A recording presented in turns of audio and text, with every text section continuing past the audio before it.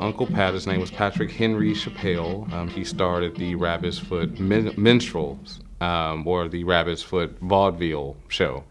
At one particular point in time, he was considered to be the Black P.T. Barnum. It was just really important because it launched the careers of so many African-American people who wanted to make it in show business, who saw something bigger for themselves, like Bessie Smith and also Ma Rainey.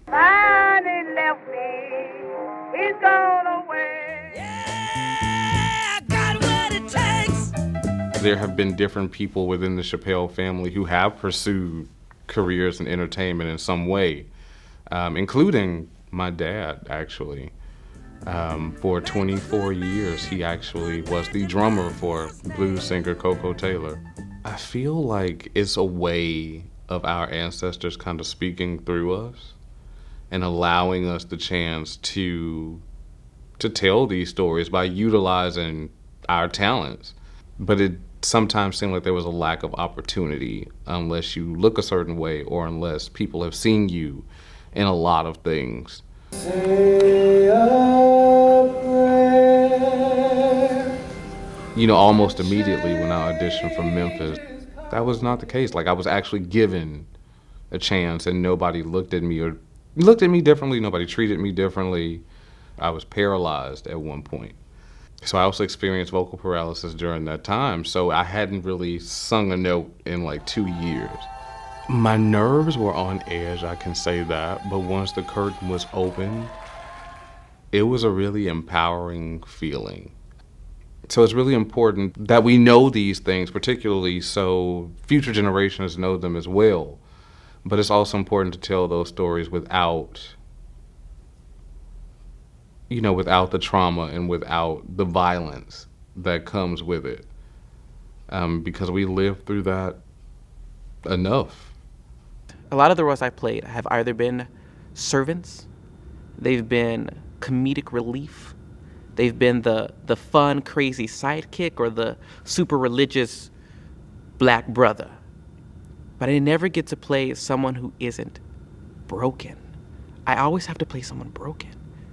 And that's, black actors are more than that. I'm tired of playing your slave. I'm tired of playing your servant. I'm tired of playing your black brother.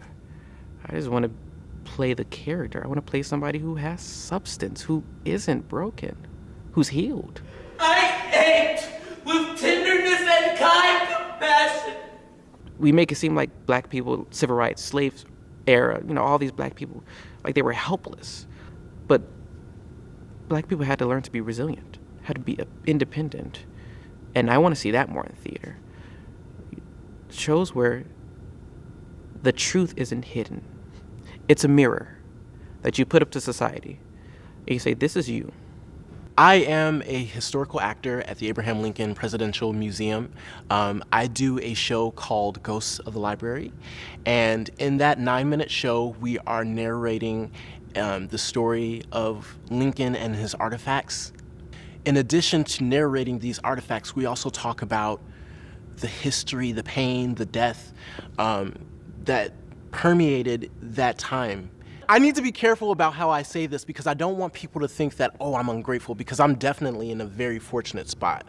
But I need people to recognize that the story that I get paid to tell is one of the darkest moments in American history.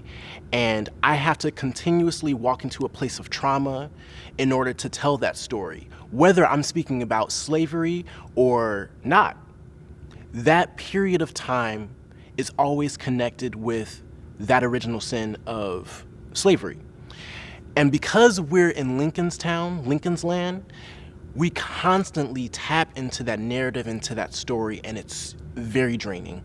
There have been times that I've honestly wondered, like, okay, how am I gonna make it through this performance without having an emotional reaction? There are very few opportunities for Black folks in general, minorities in general, that are not trauma-based. And it's hard. It's absolutely difficult.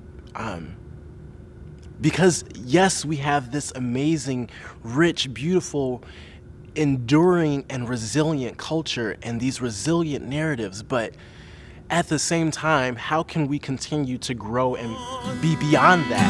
I can feel the cold creeping in my bones. I know for me, being a young Black woman, it means a lot when we're able to do shows that reflect on either Black stories or, involve people of color in any shape, form, or fashion. It means a lot to be able to express ourselves through music. In the past, there have been so many people that I think could have blown that part out of the water if given the chance. And a lot of them feel discouraged because they don't get that opportunity, or they're not made aware of what's going on. And I would like to see more of them get their time to shine in local community theater scene. But I do like the direction that theater is moving as a whole. I do like the direction of the colorblind casting and just solely basing it on their talent. I think our community has come a long way. I think we've gone through enough, we've come so far, and I think even today this is still just the beginning of a long haul to get where we deserve to be as anybody else. This community, it was an instant welcome. Landing the role of Peter Pan, I mean, it was just like, typically they were casting females in that role. And as a man of color, I almost felt like I was breaking that mold in a sense that, times are changing and people are awake and people are open-minded to difference.